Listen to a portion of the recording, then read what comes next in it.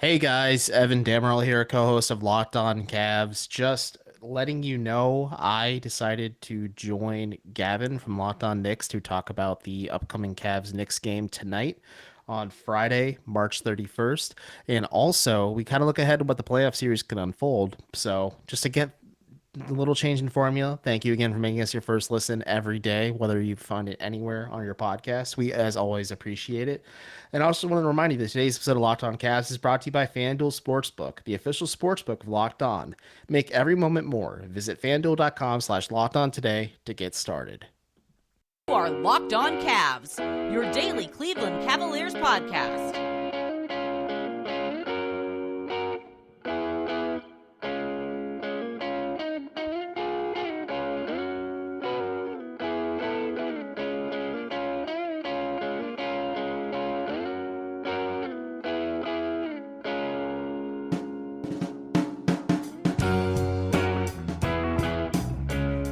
All right, guys, as promised, we are joined by the co-host of the Locked On Cavs podcast, Evan Dammarell. Evan, thank you so much for coming back on the show. We were talking about a pre-show, but always fun when either you or your co-host, Chris Manning, decides to join the pod. I don't know if you heard this summer, the Knicks are going after some guy who ended up on Cleveland. He's probably, I don't know, didn't end up being a big piece of the team, so it doesn't really matter. But the storyline that was so big all summer might continue because the Knicks and Cavs are kind of on a collision course in that 4-5 matchup.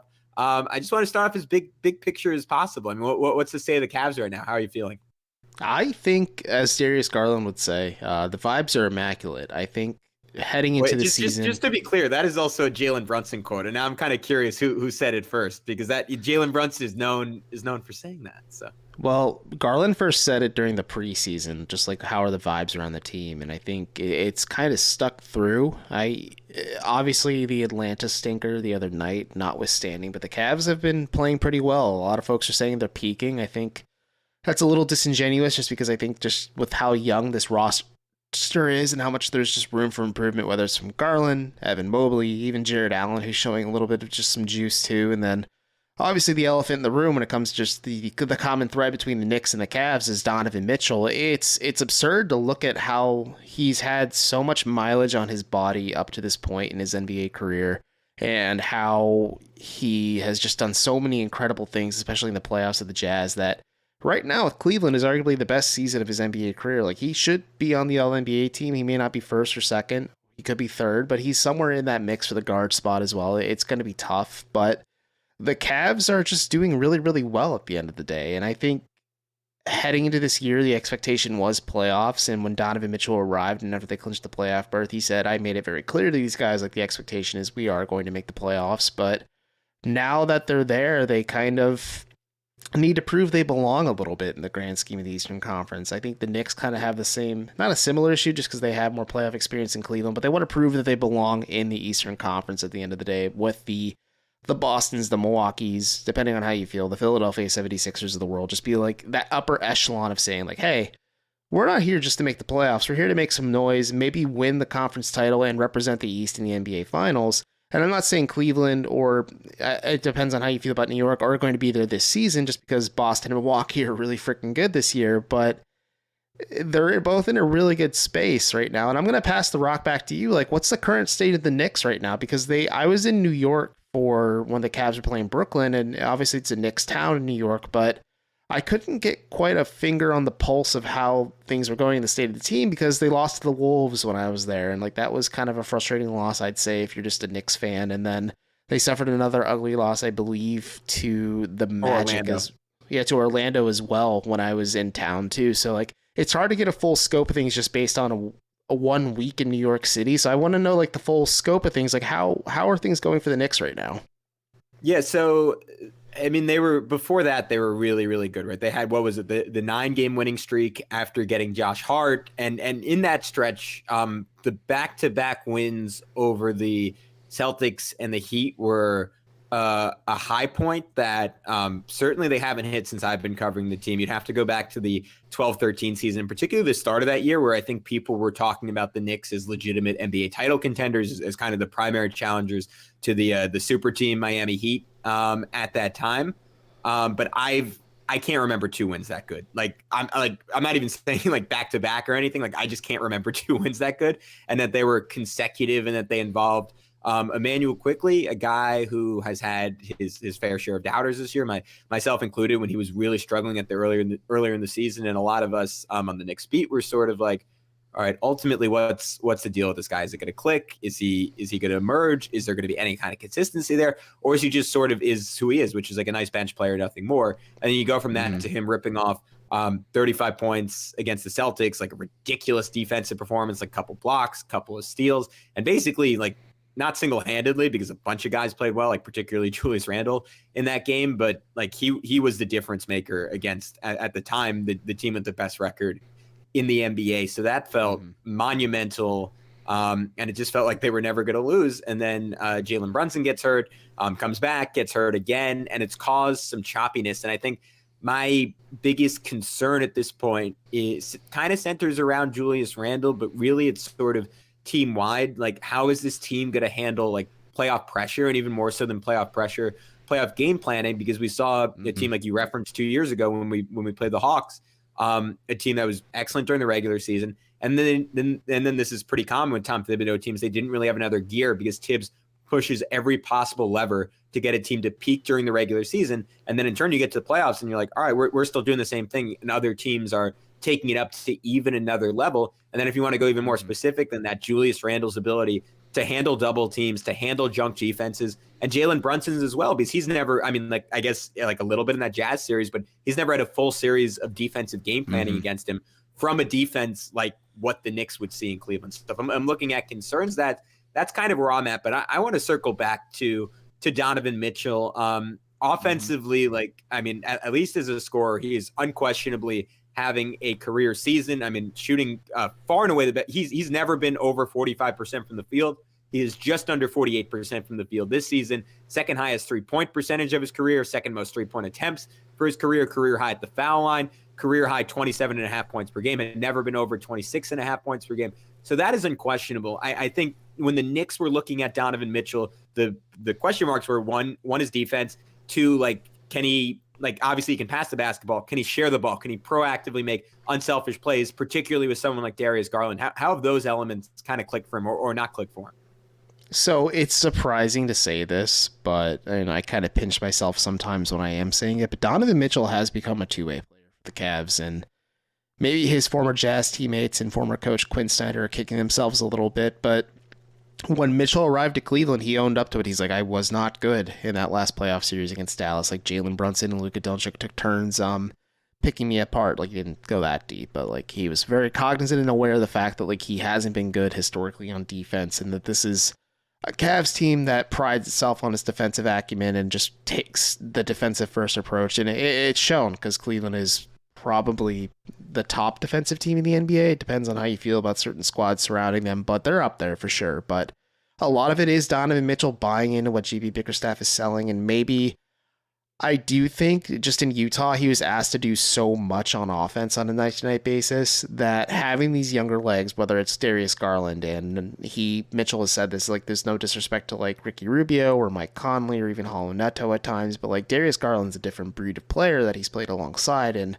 being able to kind of take plays off, or maybe not always have the ball in his hands, or always having be the focal point on offense, and then in turn on opposing defenses helps a lot too. But then you have monsters like Jared Allen and Evan Mobley just working on things on the interior. Like, Mitchell has been able to save some gas in his tank to be, I wouldn't say an elite two-way player, but he is certainly a two-way player at this point. Like, he plays hard on defense. He uses his God-given abilities with his wingspan in order to tap into it. And I think that was a huge surprise to me, and I thought that was going to be the biggest concern heading into this year was, one, defensively, like Darius Garland is a very small point guard, Donovan Mitchell is an undersized shooting guard, neither of them are very adept defenders. They try hard. I mean, clearly, at least now in this series in Cleveland, they try hard, but like, is that hard enough to kind of make it work? And like, how are you going to fix that with like Isaac Okoro, Evan Mobley, Jared Allen covering, etc.? But Mitchell has stepped up and kind of not completely mitigated the defensive concerns, but at least brushed them to the side where it's not like a glaring issue for this Cavs team. And then on the inverse of things, on offense,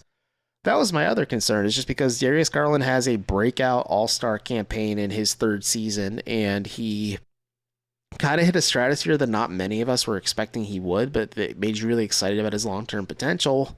And you bring in Donovan Mitchell, who is a predominantly ball-dominant guard who needs the ball in his hands in order to succeed. Sure, there's some off-ball usage and success as well that like maybe just mitigates that concern, but it was fair enough. But the fit between him and Garland has been hand in glove, and it's kind of fun to watch it unfold in real time because they're close off the court, and I think them having that familiarity and chemistry off the court made it a little bit easier. But it's more so the fact that both bought in to make sure that the other one succeeded.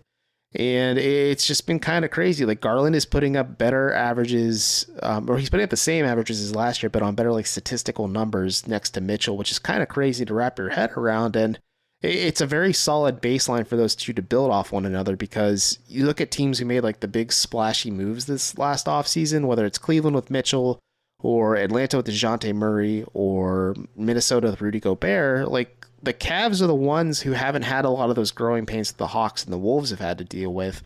And it's been kind of crazy just to comprehend because everything just kind of fell into place almost perfectly for Cleveland that you think it's not real, but it is. Yeah, I've been impressed with it too. And that was from a Cleveland perspective and someone who, I think I say this every time you and Chris come on the pod, like I kind of want the franchise to succeed just because Jared Allen, super likable dude. Darius Garland, the guy I wanted the Knicks to take in that draft. I've always loved his game, and I've, like you, like just been wowed by how quickly it's clicked in the NBA. Like what he did last year is what I was like, all right, maybe 26, 27 years old. If everything goes right, that's who he's going to be. And then he's he was 22, 21 last year, and he's already operating at that kind of a level. And the fact that Mitchell's come in and it didn't diminish that is incredible. And if I'm being honest, I'm a little jealous of it because it gets you wondering about what Donovan Mitchell and Jalen Brunson could have been as like a similar type of pairing. But I also want to get into Evan Mobley a little bit because I know he's a guy that the last few weeks has really been cooking. But first, we're going to take a quick break, and then when we return, we're going to talk Evan Mobley's hot stretch and how that has changed the ceiling for the Cavs. That next on Locked On Knicks. All right, guys, we are back. Locked On Knicks, Locked On Cavs, Locked On Crossover. Evan, I wanted to pick your brain on your namesake, or maybe it's the opposite way around. He was named after you. I don't know, but Evan Mobley, because he's been cooking post All-Star break, an extra 3 points per game since the All-Star break, averaging another half block per game, more rebounds per game, more assists per game. I mean, what has clicked into place for him?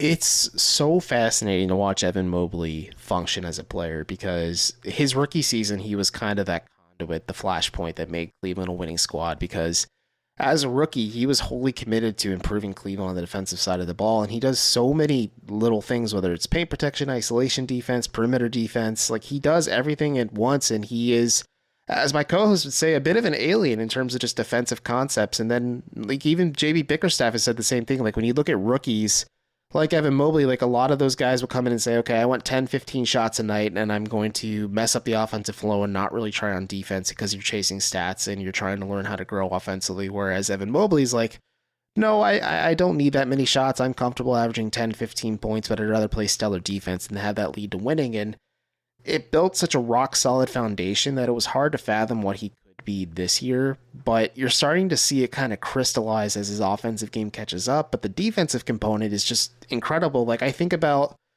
the other day against Brooklyn, he was defending Spencer Dinwiddie in isolation on 2 separate possessions because the Cavs gave up an offensive rebound because they forced Mobley into isolation, and he more than took the challenge and defended Dinwiddie very well. And then at the same time, after he gave up one offensive rebound, he shut off Dinwiddie's water and then forced Dinwiddie to get a pass. Mobley just flips right to the paint and defends it like it's nobody's business and defended Nick Claxton very well and forced a Claxton miss. Like that's so bizarre and just in a good way, like how good he is defensively. Or you think about the other night against the Houston Rockets, and this is credit to his offensive game, and I think maybe how he's just hardwired and committed to winning that. There was a possession against Houston where I believe Ricky Rubio shot the first 3-pointer. Evan Mobley grabs the miss. And instead of just going up and attempting a shot in the paint, he kicks it back out to Jetty Osman, who then Jetty Osman misses it. And then he grabs the offensive rebound. He kicks it out to Karis LeVert. Karis LeVert drives to the basket and instead gives it to Mobley. And Mobley gets a dunk because Houston doesn't have good interior defense. But it's just like Mobley is hardwired and he's just so unselfish to a fault at times that maybe can be frustrating to watch him grow like this, but his offensive game was pretty raw and unrefined heading into his sophomore season. I think adding Donovan Mitchell mitigated a lot of the pressure that Mobley kind of had to shoulder when it came to the offensive load, just because I love Jared Allen as a person and as a player, but he's a pretty steady Eddie 14 or double guy. Like, but he's not going to give you like 20 and 20 every night or something like that. Like, he can, but it's not going to happen. And we saw last year with the Cavs, making Darius Garland do way too much is going to burn him out and in turn burn out the rest of this team. So Mobley kind of had to incubate and grow in real time. And now you're seeing a little bit of that offensive growth, whether it's the playmaking and the unselfishness aspect, and they can use him as an offensive hub. There's the 3-point shooting that he's kind of trying to add to his repertoire. He's bulked up quite a bit, obviously, just because he's playing more of the 5. And I think that's the exciting development lately, is he's becoming more comfortable playing the 5, where he kind of didn't look physically right down there in that position, when he's just more comfortable playing the 4, and maybe having Jared Allen as a little bit of that safety valve at the end of the day. But he's been really fun to watch and grow. And it's weird to think that Cleveland got the best player from that draft class 3rd overall.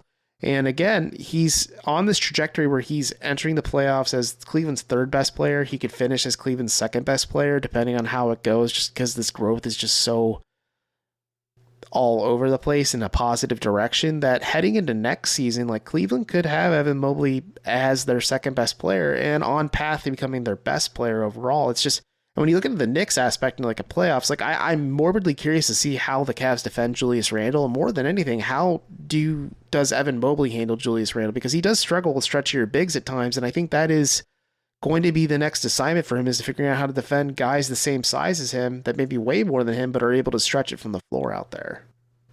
Yeah, I mean, I kind of wonder the same thing, because I think whenever Alex and I haven't gone super in depth, just because obviously we don't know if that is the matchup yet. But yeah, Julius, like, I'm kind of surprised at how well he did, I guess, last game specifically, because the first 2 games he was like, in the loss, he really wasn't that good. He was 5 for 13, 15 points, 9 rebounds, did have 7 assists. But that was kind of like, it's weird to say this because it's the same season, but when I look back at what he was doing in October and early November, that is almost a different human being. Like something just clicked 15 or so games into the season, and Julius went from a guy who was like, it was a continuation of what we saw last year. Like, most people were like, all right, just get this dude out of here. Like, clearly, like, nothing has changed in a meaningful way, to he's been like deserving of 2nd or 3rd team All-NBA status since that point. Despite some blowups, despite some inconsistency, some hiccups here and there, he has been that good. I think he's either leading or 2nd in the NBA in minutes. Like he has been an absolute rock for this team when he was whatever the opposite of a rock was last season. And second matchup again between the 2 teams, Cavs were able to hold him pretty well. He was 7 and 19. And then last game he absolutely went off against them. Was 11 and 21 from the field, 36 points, 13 rebounds, 4 assists, 6 for 7 from the line, 8 for 12 from 3. But that 3-point number, I think, is one to watch, because while he has developed into a very good 3-point shooter, in fact, he's made the 2nd most threes in team history this year, just past John Starks for that mark, and is closing in on Evan Fournier's record set a year ago. I do not expect him to have a lot of games in the playoffs where he goes 8 for 12 from 3. If he has won in a series, that would be amazing. But if that is not a part of his game in the playoffs, to the extent that he's more like a 35% 3-point shooter, let's just say an average night is like, I don't know, 4 for 11 from him from distance. How does that affect his ability to score against the Cavs? Because from a physicality perspective, like, he's going to be able to dislodge Jared Allen, he's going to be able to dislodge Evan Mobley, but they with their length, they might still be able to get a block. And the fact of the matter is, and this is, I assume, the genius of Cleveland's defense, like, there are 2 of them. So you dislodge one, there's another one right there. And unfortunately, the Knicks were kind of hoping Isaiah Hartenstein could function as a bit of a stretch 5. That has not come to fruition. He's played great for the Knicks, but he's not a shooter. And I'm curious how effective Julius is going to be in terms of his ability to beat not just one Cavs big, but 2 if Mitchell Robinson or Hartenstein are stationed around the rim. And that becomes a fairly easy help responsibility, particularly when Tom Thibodeau, now for 3 years, like, I don't really expect this to change in the playoffs, has shown no appetite for even experimenting with small ball lineups that might make that group a little bit trickier for the Cavs to guard. But how do you feel about that matchup in particular for Cleveland, and like how you think? Well, first off, as an aside, as a owner of land on Hartendime's Island, it's a shame he didn't become the shooter he is, because the Isaiah Hartenstein experience with Cleveland was something to behold, and I'm glad he's doing well for the Knicks. I understand just maybe the trepidations and maybe just not fleshing out what he wants to be, which is a shame. But in terms of the matchup, I do think and wonder, like, how willing is Tom Thibodeau to be comfortable being uncomfortable and play. If you play Julius Randle at the 5 and force Jared Allen to defend him on the perimeter, like, that's a pretty easy matchup for him, or him as in Randle at the end of the day. Because when you look at how he shoots 3-pointers against Cleveland, the last time they played the Knicks, he, like we had alluded to, he went 8 for 12. The game before that, 1 of 7. The game before that, 0 of 3. So he has the ability to become a howitzer from 3-point range, and he has the propensity to hurt the Cavs, clearly, like in the most recent matchup. We'll see how Friday's game against Cleveland and New York goes at the end of the day, too. Like, that could be very fun to watch as well. But I think if you're Cleveland, and if Thibodeau sticks to his guns and goes, like, let's say Mitchell Robinson or Isaiah Hartenstein next to Julius Randle, you put Evan Mobley on him and just say, okay, Evan, I think you have grown up enough to show that you are comfortable defending bigger guys, clearly. You have shown the propensity and ability to defend at the 5, but maybe can you defend more in space, where you are one of the best, if not the best, I'm going to pull up the stat as we talk here, isolation defenders in the NBA. And it's weird to think that a 7-footer is the best isolation defender in the NBA, but it's just crazy to watch this matchup unfold. And then it depends on how the Cavs mitigate Randle. And then on the inverse, you have the Jalen Brunson issue, which, in terms of just free agency, like, it makes sense what the Knicks were doing. I think when you look at this roster, Donovan Mitchell is like that last piece to kind of push them over the top, clearly. But Jalen Brunson has been a stud for the Knicks this year, and I think one of the best free agency signings for any team in general, just because he's just been so great right away as like that microwave scorer for the Knicks, and also just as a facilitator, just kind of that alpha for them. And then you have the Josh Hart addition, which I love for New York. And then you have, just in terms of just defensive grindiness. And then I think Emmanuel Quickley as well. Like, the Knicks might have just enough perimeter pressure that the Cavs could be overwhelmed at times, especially with that lack of playoff experience, that it could get Julius Randle some cleaner looks. And again, if Thibodeau is uncomfortable with being he's comfortable with being uncomfortable and playing Randle at the 5 and like doing some smaller stuff, like, you could really hurt the Cavs in a lot of different ways, because the Cavs do really like to play bigger. And if you want to beat a team that likes to play bigger, go smaller and force those bigger guys to defend out in space. And more often than not, they're not comfortable doing it. Yeah, I think I am dubious that Tom Thibodeau is comfortable being uncomfortable, because that was, like, it took a game or two before he even was willing to bench Alfred Payton last time out against the Atlanta Hawks. Maybe it was until the last game of the series. I think I blotted that out in therapy and just choose not to think about how many playoff games Alfred Payton started for the New York Knicks. Oh boy. But yeah, I think that is the fear. And Tibbs is a guy who has really and rightfully redeemed himself amongst Knicks fans this year. But I think the concern that I keep preaching on this podcast is are we falling into the same trap where they're a team that maxes themselves out in the regular season and then doesn't have that next gear in the postseason. And then when I look at Cleveland, like, I hear the inexperience argument, and generally like teams have to take their lumps. Like look at what we had with the Milwaukee Bucks, right? Giannis, what was it, 2-3 years in a row they lost in the first round, and then they got to the second round, and then they got to the finals, and then on and on and on. But Donovan Mitchell, I think, mitigates that a bit with his playoff experience, which I think people tend to crap on those Jazz teams, but they got to the second round. Mitchell going as far back as I think his rookie season was pretty spectacular as a scorer in the playoffs. Like, if there's one guy that absolutely translates, it's him. I think Garland, from an IQ standpoint, a skill standpoint, I cannot imagine that he's going to play poorly in that series. I'm curious, like, your thoughts on Mobley as a spacer, as a guy who shot like 25% from 3 this year, only 1.3 attempts per game, because obviously those are the shots that teams are going to want the Cavs to take. Hey guys, Evan here. I will jump back in with my conversation with Gavin in a moment, but I want to give you a quick word from today's sponsor, FanDuel Sportsbook. The tournament is heating up, and there's no better place to get in on the action than FanDuel, America's #1 sportsbook. That's right, because right now, FanDuel is giving new customers a no-sweat first bet up to $1,000. $1,000. That's up to $1,000 back in bonus bets if your first bet doesn't win.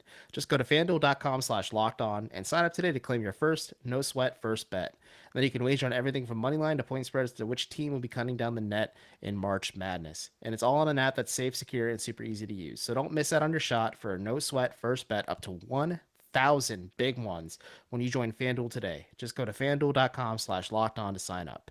Make every moment more with FanDuel, the official sportsbook of the Locked On Podcast Network. That's one fascination. And then the other one is in Isaac Okoro, because that was sort of the open question for Cleveland all year, right? Like if this is a team with, like, let's get grandiose here, finals aspirations, like who is that fifth starter? It's my understanding, you would understand it far better, that Okoro started shooting the ball better. He's become more consistent. But do you think the Cavs have actually found a solution at that fifth starter spot?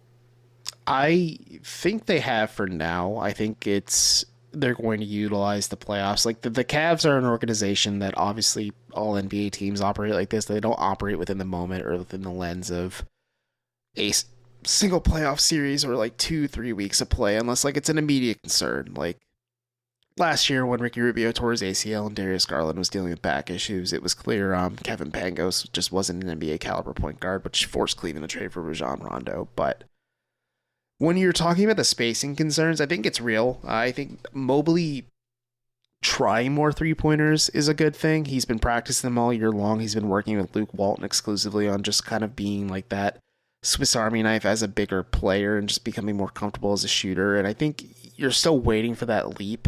My co-host and I actually had a pretty at-length conversation about, like, do you want him to become more of a three-point shooter, or do you want him to have just a tighter handle? Because if Mobley tightens up his handle, you could do a lot more stuff offensively, and we're both team handle at this point just because you don't see the three-point shot materializing like this. And maybe the Knicks, as a defensive strategy, could dare Mobley to shoot those threes, because Cleveland does have some spacing issues with Allen and Okoro out there, and you just have Garland and Mitchell acting as the shooters in the starting lineup. But to your point, I think just for now, the Cavs have found their fifth starter in Isaac Okoro. It's taken a lot of work. It's taken a lot of time. Like, Okoro was a guy who was coming off the bench at first. He drew a lot of do not play DNPs and things like that.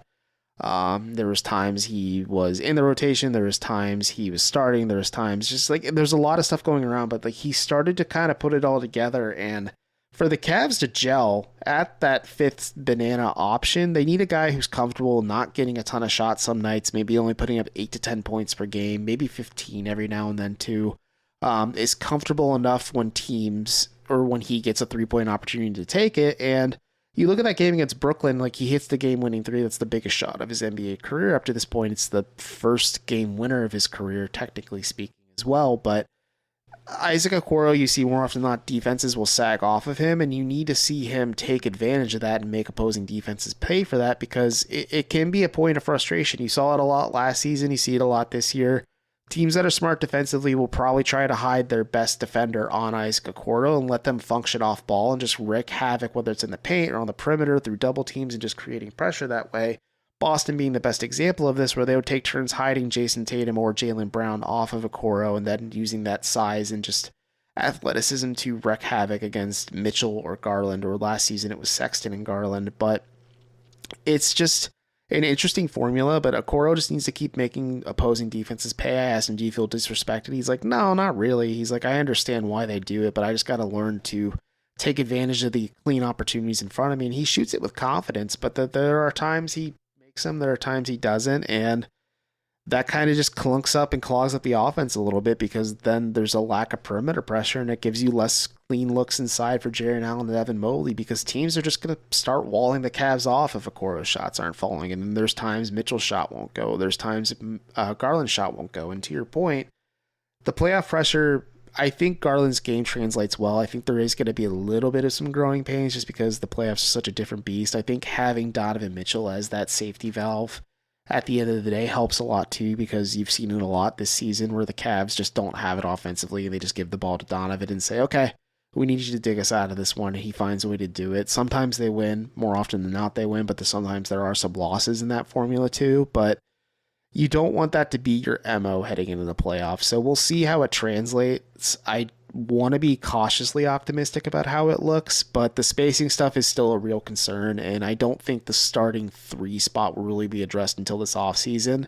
Because if you're Cleveland, it's remiss not to cash in on what you have in front of you. That, like you said, there are some higher aspirations beyond the season of possibly contending for a championship, and adding shooting and spacing, especially at the wing position, is going to be the way you go about it.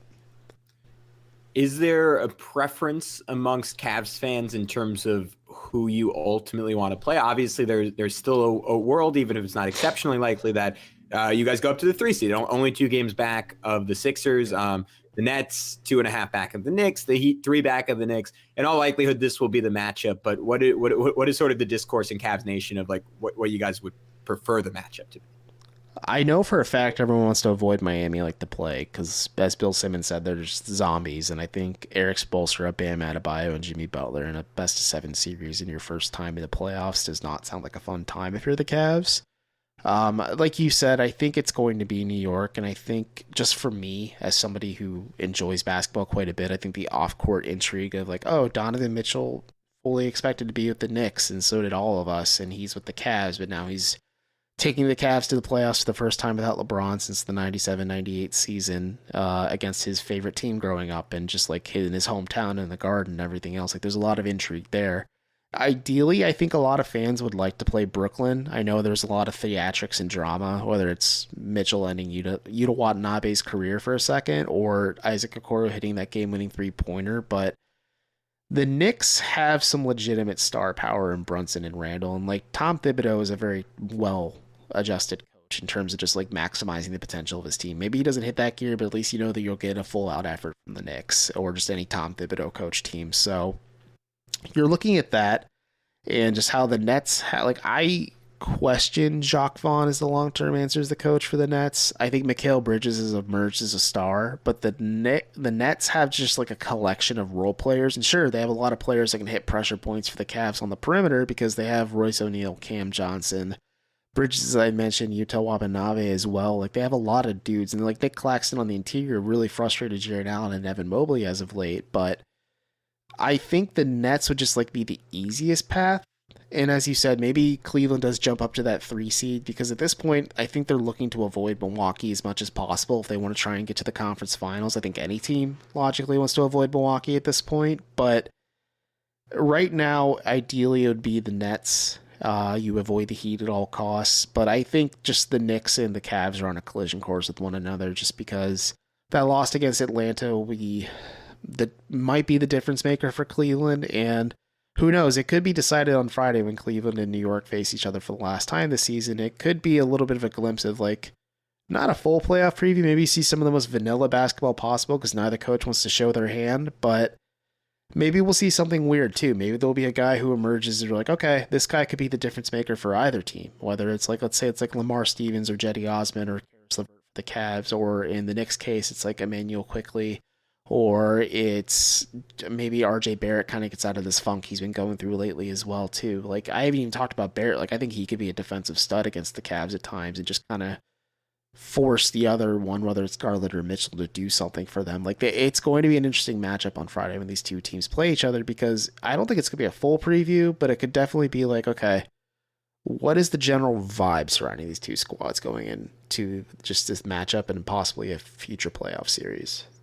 Yeah, I think that's a key point, and I think we're going to see a lot of the Knicks trying to isolate Darius Garland and go as Darius Garland, and in turn Cleveland trying to get Jalen Brunson on Mitchell and Garland and try and punish him for that on the other end. It's going to be kind of both cars cooking each other, the bigs on either side scrambling to compensate for it, and it's going to come down to like those thin margins of like which team can kind of like get their star guard cooking and like hide him on the other end of the floor. But it is certain to be a fascinating series. Evan, before I let you go, can you tell everyone where they can find all the fantastic work you and Chris do at Locked On Cavs? So yeah, you can see my Twitter handle below. I am one of the voices behind Locked On Cavs. If for some reason you liked hearing me for the last 30-ish minutes or so, you can listen to us 5 days a week. We are covering all things Cavs, whether it's just the road to the playoffs, the regular season wrap up, or just kind of looking deeper on maybe some of the players on Cleveland's roster, because there are a lot of fair questions on who is going to be the starting small forward and how does this bench rotation shake out, just because it's not the cleanest fit outside of LeVert coming off the bench for Cleveland. So there's going to be a lot of conversations, a lot of speculation on how things unfold, and it's a fun time. I think it's fun for both of us to be covering these teams because it's exciting to have your team in the playoff hunt instead of just looking at the draft and you're sinking your teeth in. Like, listen, Victor Wembanyama is going to be dynamite for whoever drafts him, but I think I'm just more so enjoying watching Evan Mobley do Evan Mobley things and lead the Cavs to the playoffs.